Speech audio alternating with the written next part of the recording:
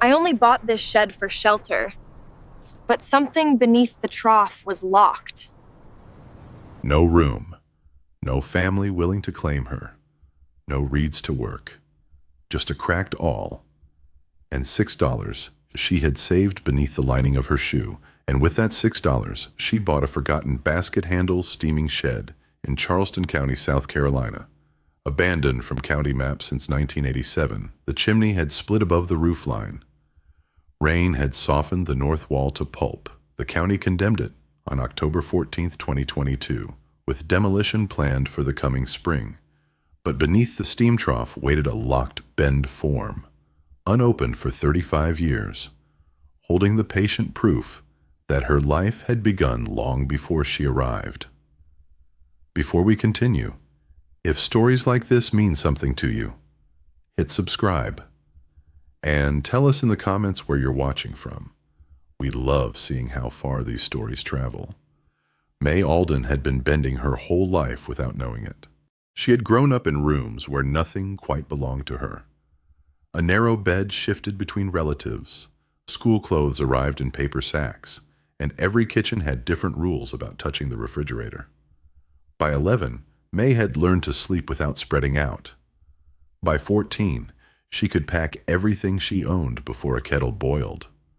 Her father, Daniel Alden, had unloaded produce at the Charleston docks until a truck backed over his foot, and infection carried him off within the year.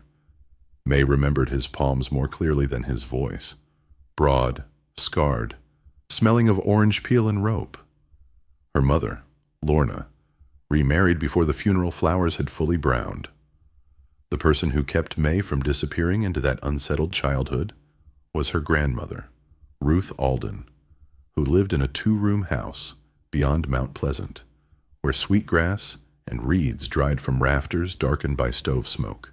Every Saturday, Ruth placed a blackened, steaming kettle over the fire, soaked split reed in rainwater, and taught Mae to feel when the fibers had taken enough heat. They worked without radio or clock.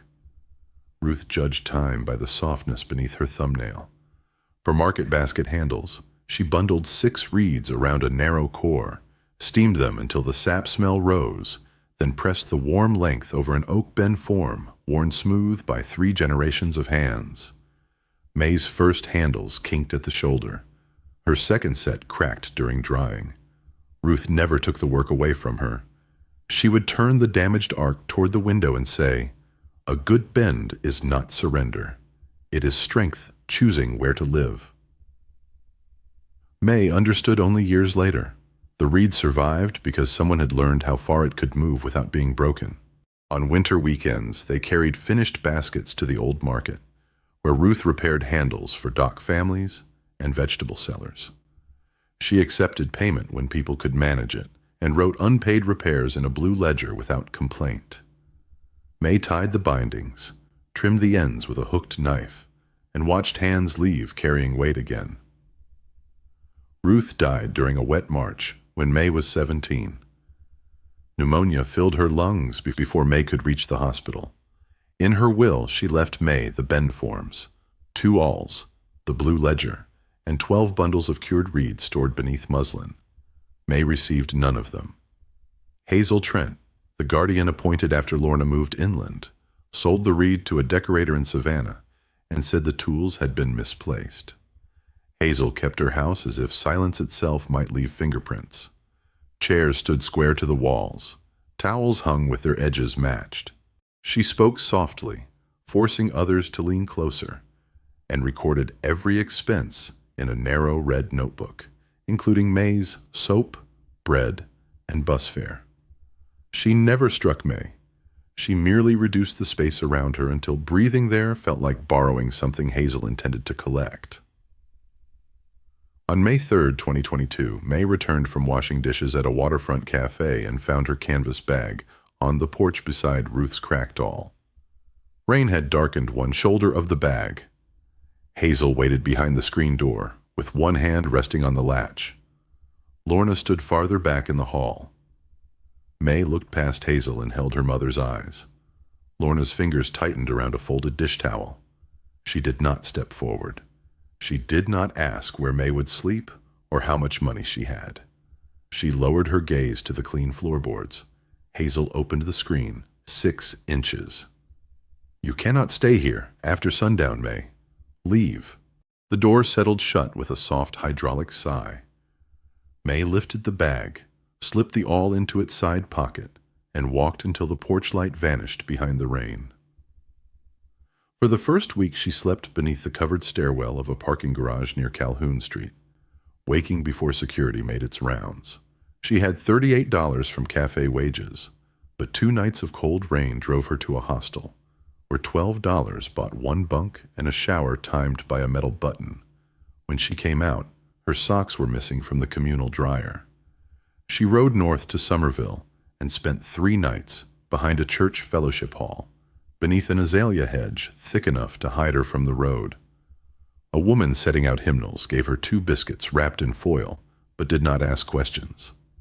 Mae kept one for the evening and ate the other in 6 slow bites. By the 3rd week she was in Monk's Corner, sleeping beneath a picnic shelter beside Lake Moultrie, while mosquitoes found the spaces between her cuffs and wrists. Her money fell from $21 to $14, then to $9 after a laundromat, aspirin, and a bus fare she could not avoid. She washed her blouse in a public sink and pressed it beneath a library dictionary to flatten the collar. The nights taught her the private sounds of places not meant for sleeping. Charleston had delivery trucks and harbor horns. Somerville had sprinklers clicking awake before dawn. Monk's Corner had frogs calling from black water until the first fishing boats passed. Mae kept Ruth's awl wrapped in a handkerchief. When fear tightened her chest, she held the wooden handle and ran her thumb across the split where Ruth had bound it with waxed thread. The tool was nearly useless, but it remained exact in her hand. 6 weeks after Hazel closed the door, Mae entered the Charleston County Public Library on Calhoun Street to escape an afternoon storm. Her shoes left damp half-moons across the tile. She read job notices first, then room rentals, though every deposit exceeded what remained in her pocket. At the bottom of a corkboard, beneath piano lessons and a missing cat notice, a county auction sheet had curled loose at one corner. Abandoned structure. Former reed handle steaming shed. $6 minimum transfer fee. Buyer assumes all repairs, liens, and demolition risk. A blurred photograph showed a low wooden building beneath walnut trees, its chimney leaning and its sign stripped nearly white. Someone had written, "No utilities," across the image in blue ink. Mae read the notice twice. Then she copied the parcel number onto the back of a discarded checkout slip and asked the librarian for a county road map. The shed stood beyond the last dependable bus stop, nearly 16 miles from the clerk's office. $6 remained in Mae's shoe lining. Buying it would leave her with nothing for food, shelter, or the journey there. She pressed the checkout slip flat against the table and traced the parcel boundary with Ruth's broken awl. At closing time, Mae walked into the rain carrying directions to the only place poor enough to belong to her. The first bus carried Mae north, beneath a vent that dripped onto the empty seat beside her. She rode as far as her remaining coins allowed, stepped down near Awendaw, and tucked the county map inside her blouse. 16 miles remained, most along roads without shoulders. By late afternoon, the asphalt shimmered. Her canvas bag carved one shoulder raw, and Ruth's awl pressed against her waistband. 2 pickups passed. A third stopped only long enough for an older woman to hand her water through the window. Mae spent that night in a hay barn off Sewee Road after asking permission from a farmer missing 2 fingers. The temperature fell to 43 degrees. She lay under loose hay while mice worked in the rafters and cattle breathed beyond the partition. Before dawn, she shook out the straw and swept the place where she had slept. By mid-morning, she entered McClellanville beneath live oaks holding gray moss. In one short block, she passed Buckshot's Restaurant, the Village Museum, McClellanville Hardware, Pinckney Street Pharmacy, and Simmons Market, where a chalkboard offered coffee and boiled peanuts. She bought nothing. The county clerk's office occupied a low brick building behind the library annex. Inside smelled of toner, wax, and paper stored too long in steel drawers. A woman with silver hair pinned by a tortoiseshell comb looked up from the counter. Her nameplate read, Mrs. Eleanor Pike, Property Transfers. You came for parcel 18047, yes, ma'am. Mrs. Pike opened a brown folder. You understand there is no inspected well. Yes, ma'am. You understand the roof may fail under heavy rain. Yes, ma'am. You understand the chimney is cited unsafe. Yes, ma'am. And demolition remains active unless repairs begin before March. Yes, ma'am. The clerk waited for fear to do its work. Mae placed 6 damp dollar bills on the counter. The deed was 3 pages. Mae signed where Mrs. Pike marked blue pencil, then steadied the paper while the clerk brought down a brass county stamp. It struck with a dense, final sound, leaving a red seal. Take Pinckney East, Mrs. Pike said. Left at Society Road, south on Dupree. When pavement ends, follow the shell track past 2 drainage cuts. The shed is behind the second walnut stand. She slid the deed forward, then stopped. Alden, she said. Was Ruth Alden kin? My grandmother. Mrs. Pike sat back. One strand of silver hair had escaped the comb. Ruth brought repair baskets here after Hugo. Work baskets. She carried oyster knives, canned food, seed potatoes, whatever people needed. My mother's market basket split when our roof went. Ruth repaired it and would not take payment. She turned the deed over. Beneath the parcel map, an old typed line remained. Ruth E. Alden, Handle Works. Mae touched the letters. That she'd passed through storm damage, 3 owners who never entered, and a bank that forgot it existed, Mrs. Pike said. The name stayed. The clerk put $5 in the drawer. The 6th went beneath the glass top of her desk, under a faded courthouse photograph. Receipt says 6, she said. The drawer will balance. Outside, mist hung over Society Road. Mae walked with the deed buttoned inside her shirt. At Dupree, a man in green rubber boots repaired a fence and lifted 2 fingers in greeting. His yellow hound barked from the ditch, then followed her half a mile with water between them. The pavement ended beneath walnut trees. Beyond the second drainage cut, shells gave way to grass brushing Mae's knees. Salt mud, fallen husks, and wet leaves darkened the air. A collapsed wire gate leaned beside the post, marked with the parcel number. The shed stood 40 feet beyond it, built of silvered cypress, about 24 feet long and 14 wide. Rusted tin patched the low roof. One wall had settled enough to tilt the door, and the rear chimney was split down its center. Above the entrance, mildew had erased most of a board sign. 4 letters remained. Alda. Mae pushed the door with her shoulder. Swollen wood tore free from the jamb. Damp air crossed her face. The front room held a work table, 3 stools, and a bowed shelf of empty jars. Her shoe struck a shutter hook, sending a small metal sound into the back room. She smelled wet cypress, rust, old ash, and beneath them a faint green trace of reeds. Light through cracked panes caught dust above the table. Mae ran her palm across the surface. Moisture had roughened it everywhere except one shallow arc, polished smooth by years of handles being turned and judged. In the back room, an iron steam trough rested on brick piers. Its lid had collapsed inward. A black kettle stood beneath cobwebs.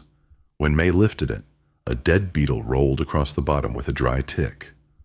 Brittle reed bundles hung from wall pegs, their ends splitting in the moving air. Outside, the hand pump gave no water, only a hollow cough. Mae drank rainwater from a clean section of gutter and ate the biscuit she had saved in Somerville. Night came without electricity. Frogs started in the marsh. Wind lifted loose roof tin in slow knocks. Mae swept one corner with wax myrtle branches, spread her coat on the floor, placed the deed beneath her head, and closed Ruth's awl in her hand. The boards were cold through her clothes. Something moved once inside the wall. Before sleep, Mae faced the dark workroom, where the steam trough waited beyond the moonlight. The house was not empty. It had been waiting. At first light, Mae carried the black kettle to the pump and removed its rusted cap with the awl. The leather cup inside had dried hard and curled away from the cylinder wall. She soaked it in rainwater, worked a spoonful of cooking oil into the leather, then pumped until brown water coughed from the spout. By noon it ran clear enough to boil. The outhouse stood behind wax myrtle near the drainage ditch, leaning east but still roofed. Mae replaced one hinge with baling wire and swept out pine straw with a cedar branch. For 3 days, she learned the shed by sound, the safe groan beside the front table, the sharp complaint near the chimney, and the soft board outside the workroom that sank half an inch beneath her heel. On the 4th morning, she walked back to McClellanville Hardware. A brass bell trembled over the door. The store smelled of kerosene, rope, fertilizer, and cedar shavings. Coffee pots hung above bins of loose nails, and glass jars held washers sorted by size. The owner stood behind the counter, sharpening a carpenter's pencil with a pocket knife. He had one white eyebrow and one brown. "Elias Mercer," he said. "You bought the Alden place." Mae nodded. "Mrs. Pike called before you reached the walnut trees." She unfolded a list on the counter: stove cement, chimney brush, rope, lamp oil, 2 pounds of cut nails, a galvanized bucket. Elias read it without speaking. "I have no money until I find work," Mae said. "You have work, I mean paid work, so do I." He opened a ledger whose cloth cover had once been black. 30-day account, no interest. You missed the date. You tell me before I have to ask. Mae looked at the blank line. "I can pay in labor. You can pay in dollars when dollars come." He wrote Mae Alden at the top of the page, then placed a grease-stained booklet beside it. Home Repairs for Coastal Outbuildings, 1968 edition. "That is free," he said. "The advice is worth about what you paid." The purchases came to $12.43. A 6-inch wire chimney brush for $3.20. 50 feet of sash cord for $1.85. Stove cement for 98 cents. A gallon of lamp oil for $2.10. 2 pounds of cut nails for $1.30. And a used galvanized bucket for $300. Elias added a pair of leather gloves with one burned thumb and did not enter them. Mae spent the afternoon lowering a weighted rope through the chimney. The first brick tied to it struck an obstruction 4 feet down. She climbed onto the roof, keeping her weight over rafters, and worked the wire brush from above while a flour sack covered the hearth opening below. Each pull released a dry hiss inside the flue. The blockage was not a bird's nest, as she had expected, but creosote hardened around fallen mortar. She changed to a shorter rope, knocked the deposit loose with the iron heel of an old hoe, then brushed again from roof line to smoke shelf. Black flakes filled half the bucket. Near sunset, one glazed lump dropped with the weight of stone and split against the hearth. She worked 6 hours, rested her hands, then worked 2 more by lamplight. The gloves turned glossy with soot. When she finally held a mirror beneath the flue, the square of evening sky appeared through it, small and blue. The first fire was no larger than her 2 fists. Mae laid pine splinters beneath 3 pieces of dry oak gathered from under the shed, opened the damper fully, and watched the smoke rise clean instead of spilling into the room. She fed the flame 1 stick at a time. In the black kettle, she cooked rice with half an onion and the last strip of salt pork Elias had wrapped in paper without mentioning. Steam clouded the nearest window. Mae ate from the kettle with a wooden spoon while the fire ticked inside the iron box. It was the first hot meal she had eaten indoors in 47 days. The next morning she began the workroom inventory. She chose what could still serve and set aside what could not. A copper-soaking pan had split at one seam but retained its rolled rim. 5 oak pegs remained firm in the wall. A draw knife with horn handles lay beneath a cloth, blackened by mildew. There were 3 handle gauges, each a different market basket width. A spool of waxed linen thread, 2 binding clamps, and an iron trivet built to hold the steaming kettle above coals. At the far end of the trough, beneath rust and reed dust, she found Ruth's old maker's mark burned into a cedar block. An open basket crossed by a single curved handle. Mae sat back on her heels. She knew the mark from the blue ledger Hazel had sold or destroyed. Ruth had drawn it beside every repair she refused to charge for. The steam trough occupied nearly the full length of the rear wall. Its iron shell sat on brick piers, but one section beneath the center gave a different sound when Mae struck it with the awl handle. The bricks on either side answered with a solid knock. The middle returned a lower note, hollow and brief. She tested it again. The sound remained. Mae cleared the floor and found a cedar disc under the trough, 9 inches across and dark with soot. It had been fitted flush between 2 support boards, then disguised with clay rubbed into the grain. No hinge showed, no pull ring. She pressed one edge. Nothing moved. The disc weighed too much for cedar alone. When she lifted the trough slightly, with a fence post used as a lever, the hidden section did not rise with it. Whatever lay beneath belonged to the floor, not the ironwork. Mae ran her fingers around the circumference until her nail caught a narrow cut. Ruth's cracked awl fit the seam exactly. She turned it gently. A spring released inside with a tired click. The cedar disc lifted a 1/4 inch. Mae did not pry it farther. She swept the surrounding boards, washed her hands, trimmed the lamp wick, and brought the galvanized bucket near in case the compartment held mice, snakes, or damp cloth that might crumble when exposed. Only then did she set both thumbs beneath the edge. The disc rose on a central pin. Beneath it lay a cylindrical cavity lined with tin. 3 oilcloth packages had been arranged upright around a square metal box. None appeared wet. Mae removed the smallest package first and placed it on the work table. The oilcloth opened along folds that had stiffened with age. Inside lay 2 narrow-bladed bodkins, a bone folder, a brass measuring compass, and a hooked knife sharpened so carefully that its bevel still caught the lamplight. The second package held coils of split reed wrapped in muslin. Mae bent one end between her fingers. The outer fibers had dried, but the core remained pale and sound. Cedar chips and bay leaves had been packed between the coils against insects.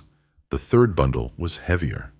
It contained an oak bend form shaped for a dock basket handle, its shoulders dark from repeated steaming.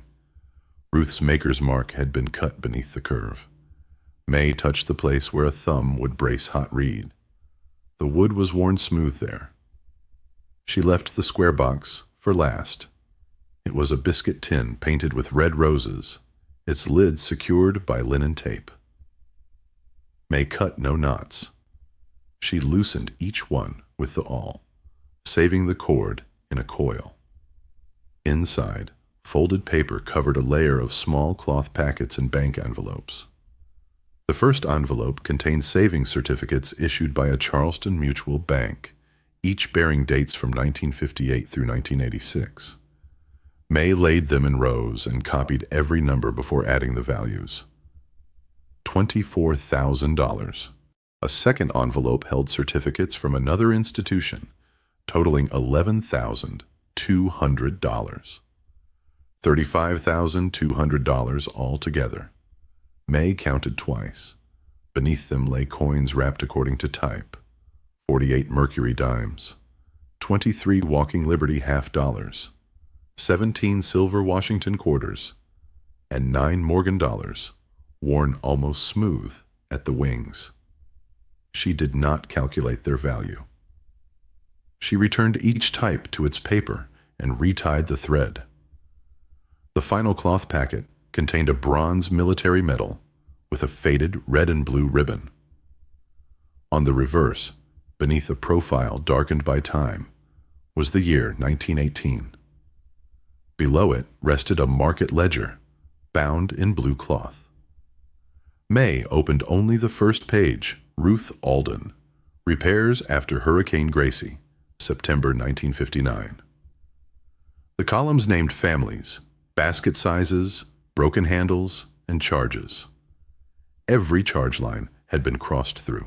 Beside one widow's name, Ruth had written, "Vegetables lost, roof gone, no payment." A sealed letter lay beneath the ledger. The handwriting on its face leaned forward in the same narrow strokes Ruth had used to label reed bundles. For the one who finds the form. Mae held the envelope to the lamplight, but did not open it. She returned the certificates, coins, medal, and ledger to the tin. She carried the letter outside alone. The tide was rising beyond the walnut trees. Moonlight made a broken silver path across the marsh, and small fish disturbed the surface near the grass.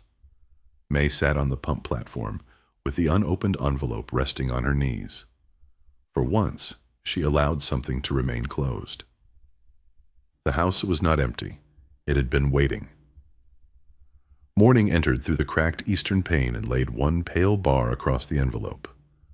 Mae had slept beside it, without opening it. When she turned it over, she recognized the handwriting not from memory alone, but from motion. The long, downward stroke in the A, the careful space before every surname, the same hand that had labeled reed bundles in Ruth's attic. She broke the seal with the bone folder. "My dear one, whoever you are, if this letter has reached your hands, then the Ben form has done what I asked of it and kept its silence longer than I could. My name is Ruth Eleanor Alden.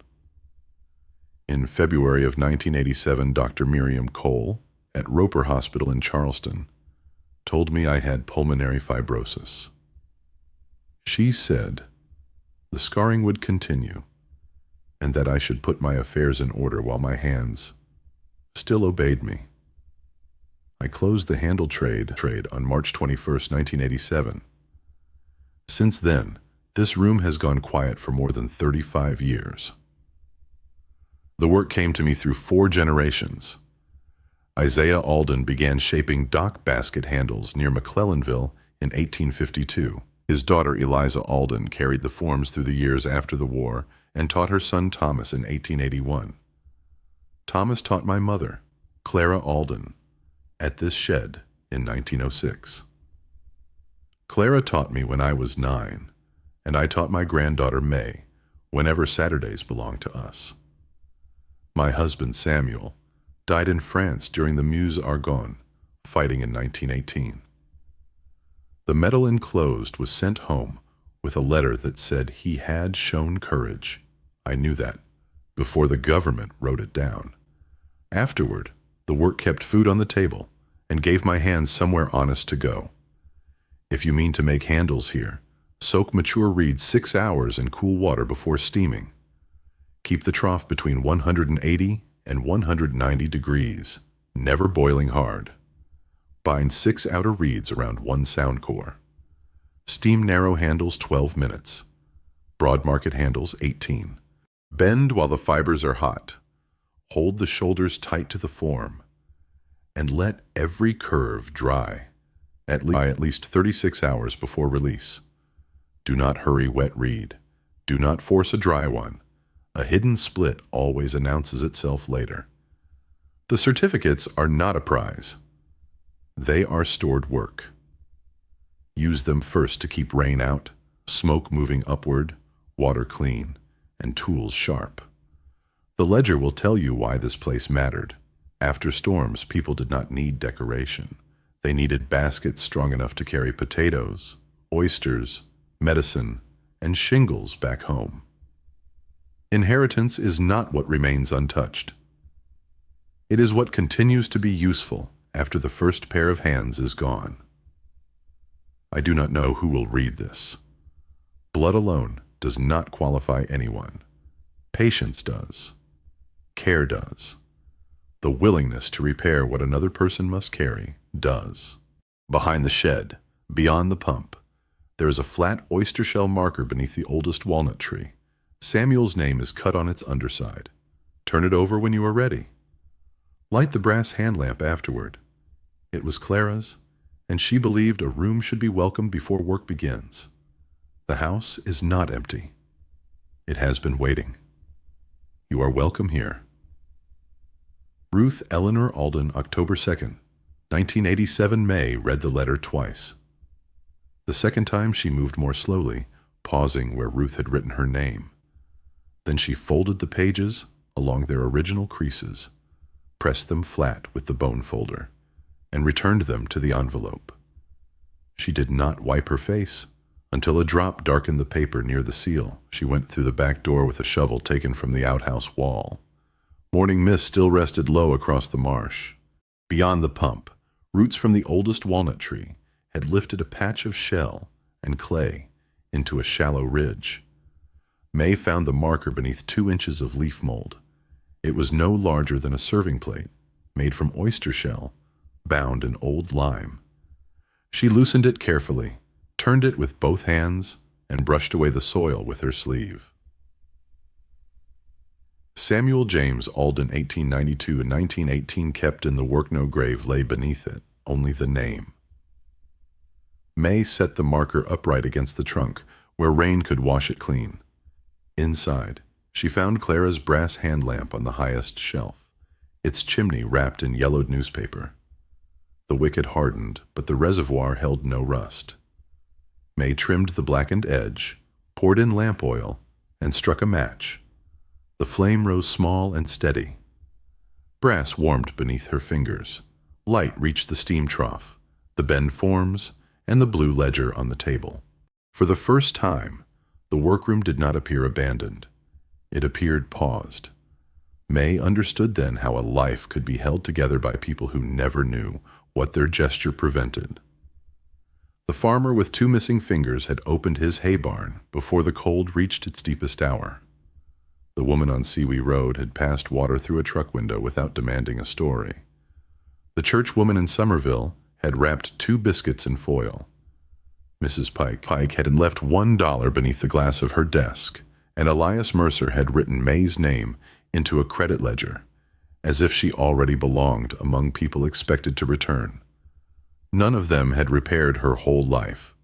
Each had repaired 1 hour. Before we go farther, tell us in the comments about one small kindness someone once gave you when you needed it. It may have been a meal, a ride, a warm room, or simply a person who believed you would come back. Sometimes the smallest help is the part that holds. That evening, Mae wrapped the hooked knife, compass, and bodkins in clean muslin. She placed Ruth's letter beneath the blue ledger and set Clara's lamp on the floor beside her coat. The heirlooms remained within reach while she slept. The first snow came on December 3rd and measured 1 3/4 inches against the pump platform. It softened the shell track, whitened the walnut roots, and made every hole in the roof visible by the dark circles forming beneath them. Mae read the roofing chapter 3 times beside Clara's lamp. The shed roof measured 26 feet by 16 on each slope, enough for 12 squares of cedar shingles after waste, 2 rolls of 15-pound felt, and 28 pounds of hot-dipped nails. She wrote the figures on the wall in chalk and checked them again before ordering. Elias delivered the materials in his flatbed and brought a roofing hatchet with a square pole and a handle blackened by use. "My brother's," he said. "He won't need it." Mae accepted it with both hands. The skilled help arrived the following morning. Silas Boone, a retired roofer of 71, climbed the ladder with a stiff left knee and a tobacco-colored mustache. He refused the envelope Mae had prepared. "Pay me by doing it right." They began by bracing the sagging north slope. Mae raised a sister rafter against the split original, while Silas held the crown in line. They fastened it with carriage bolts, then snapped a chalk line over the felt, so each shingle course would remain honest. Silas taught her to start every nail with one tap, seat it with the second, and finish flush with the third. Anything more bruised the cedar. That nail's proud. Mae checked it with her thumb. Pull it. For 11 days they worked through wind that carried marsh cold beneath their coats. Mae learned to stagger joints, keep 5 inches of exposure, and leave room at each edge for the wood to swell. Her knees bruised purple through her trousers. Silas never praised a course until the next one proved it true. They laid the final ridge cap on December 15th. Rain came that night, hard enough to wake Mae, but no drop reached the floor. January exposed what soot had concealed. 3 courses above the roof line, the chimney bricks had begun to spall, their faces flaking under Mae's fingertips. Mortar in the lower joints crumbled into pale powder whenever the wind moved across it. Silas would not touch masonry, so Mae returned to the repair booklet and Elias's counter. He measured hydraulic lime into a paper sack and added fire clay for the inner throat. 3 parts lime mortar to 1 part fire clay near heat, he said. No Portland cement. Too hard for old brick. Mae dismantled the chimney 1 course at a time, numbering sound bricks in pencil and discarding those split through the center. She soaked each survivor before resetting it so the dry clay would not steal water from the mortar. For 3 weeks the temperature stayed in the 20s before sunrise. Mae worked barehanded because gloves dulled her feel for the joints. Every 15 minutes her fingers went numb. She warmed them over a charcoal tin, flexed them until they answered, then returned to the scaffold. The most difficult section was the smoke shelf, where the brick narrowed and the mortar had to be pressed deep without dropping into the flue. Mae used a bent spoon to pack the rear joint and a pointing trowel for the face. At night she covered the fresh work with burlap against frost. On January 27th, after the final cure, she built a test fire from pine, then oak. The flame caught slowly. Smoke entered the throat, turned, and climbed without touching the room. Outside, a gray column rose straight from the rebuilt chimney. Mae stood beneath it until the fire burned low. The white pine floorboards had worn into shallow valleys between hand-cut, rose-head nails. Mae set every nail below the surface with a narrow punch, then rented a random orbit sander from Elias for $14 a day. The machine pulled harder than she expected. On the first pass, 80 grit paper lifted soot, grease, and 80 years of ground-in mud. The second pass at 120 removed the scars left by the first. At 220, the boards began to feel like wood again, rather than weather. Mae worked with the grain around the hearth and used a folded scrap by hand where the machine could not reach. Dust filled her hair and gathered in the corners of her mouth. She emptied the bag outdoors after every 2 boards so heat would not build around the old resin.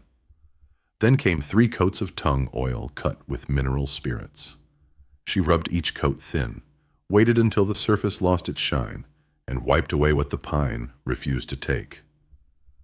The final coat cured for 48 hours while she slept in the workroom. The floor shifted from dark honey toward mahogany, deepening around the old nail heads. Scars remained, but they no longer looked neglected. They looked recorded. One morning, Mae woke before dawn and could not lift the sanding block. She carried her coat to the marsh and sat on an overturned bucket. A great blue heron stood in the shallows with its neck folded close, motionless, except for one deliberate step every few minutes. Mae watched until sunlight turned the creek silver. She did no work that day. At dusk, she returned inside and swept 1 leaf from the finished boards. There were 8 windows in all. 3 had no glass. 4 were cracked from corner to corner. The last held a single original pane dated by its wavy surface and a penciled note in the sash channel, set 1788. Mae preserved that pane. She removed each sash, marked its position, and cut away the old glazing with a warmed putty knife. Where wood had softened, She soaked it with linseed oil and fitted narrow cypress patches rather than replacing the rail. DAP 33 glazing putty required patience. Mae rolled each portion between her palms, pressed it firmly into the rabbet, set the glass against the bed, then drove glazing points just far enough to hold without stressing the pain.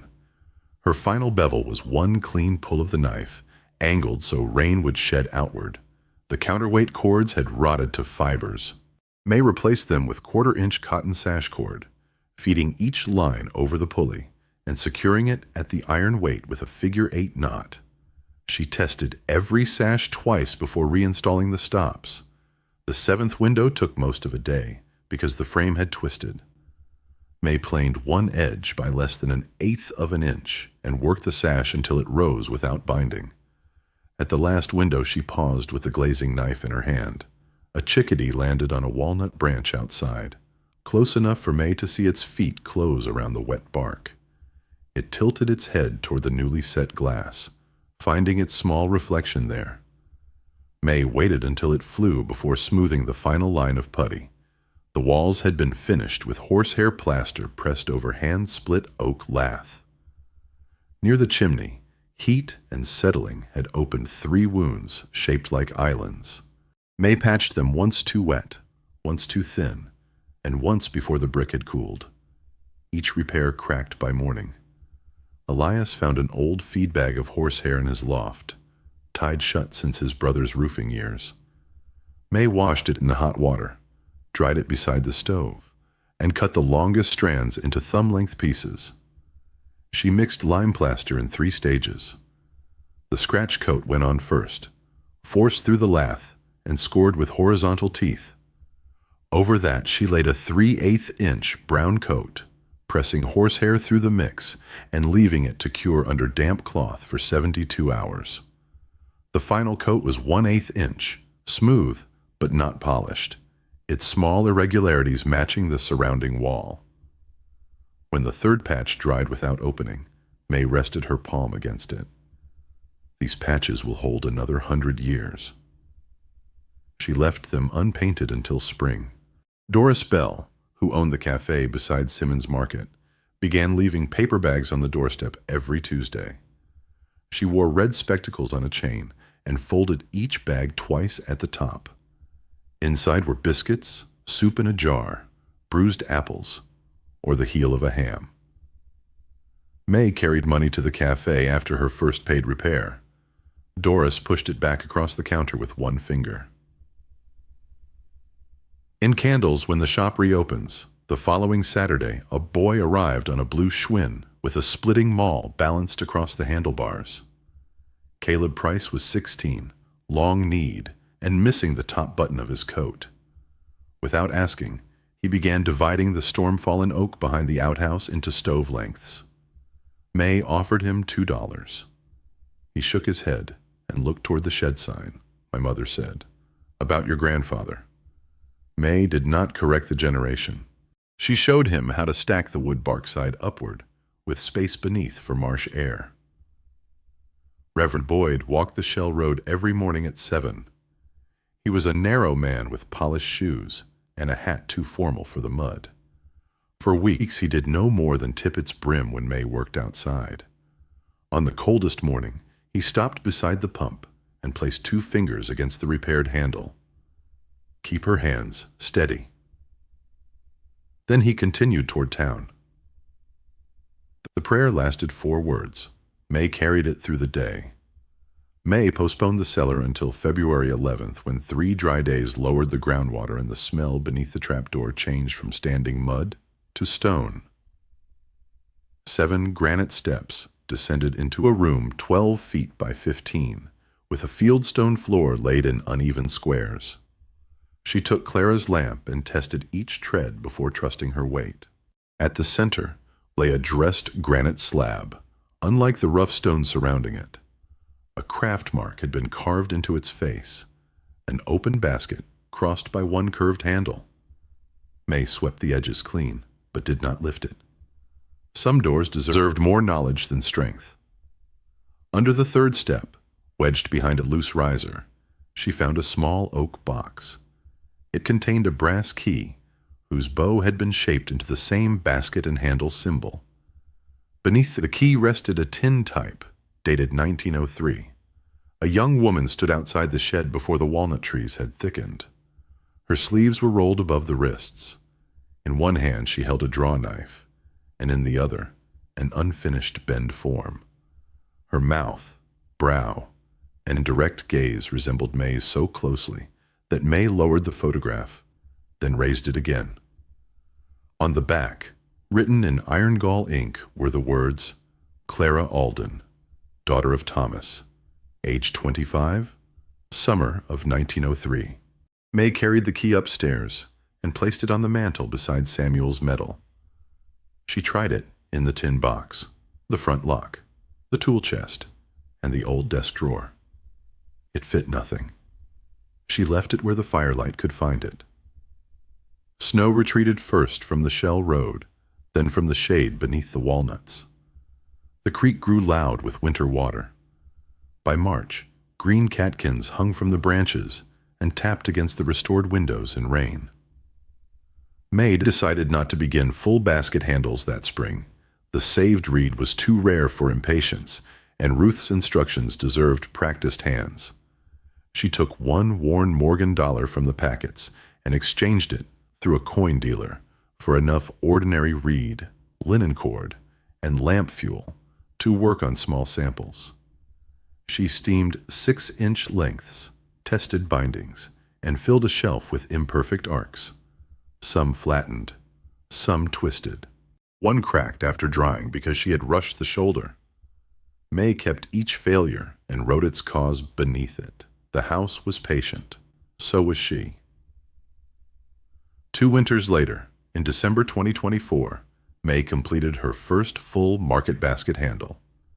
She began before sunrise, soaking mature reed for 6 hours in water drawn the day before.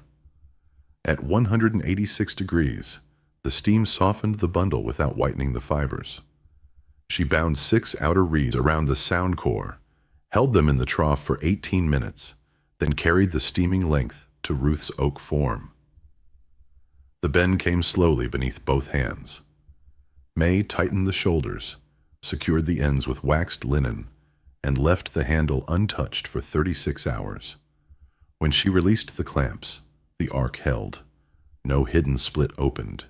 No fiber lifted beneath her thumb. She attached it to a plain dock basket and placed the finished work on the table beneath Clara's lamp. The restored interior remained spare. The pine floor reflected amber light. 8 windows opened and closed on balanced cords. Tools hung by purpose rather than age.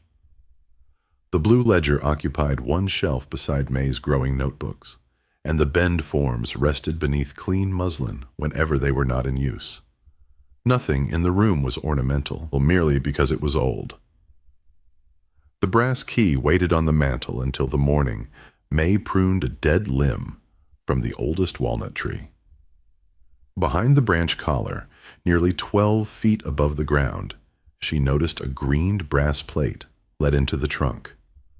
The tree had grown around its edges, leaving only the basket-shaped keyhole exposed. Mae fetched a ladder and climbed with the key tied to her wrist. It turned once. A narrow copper box slid from a cavity protected by the plate. Inside lay a folded 48-star flag, dry and dark blue, and a note wrapped in oilskin. The handwriting belonged to Clara Alden. August 4th, 1918, Samuel has written from France that the men carry everything in canvas until the canvas tears. I have sent him a small reed case for his shaving things, though he says there is little time for shaving.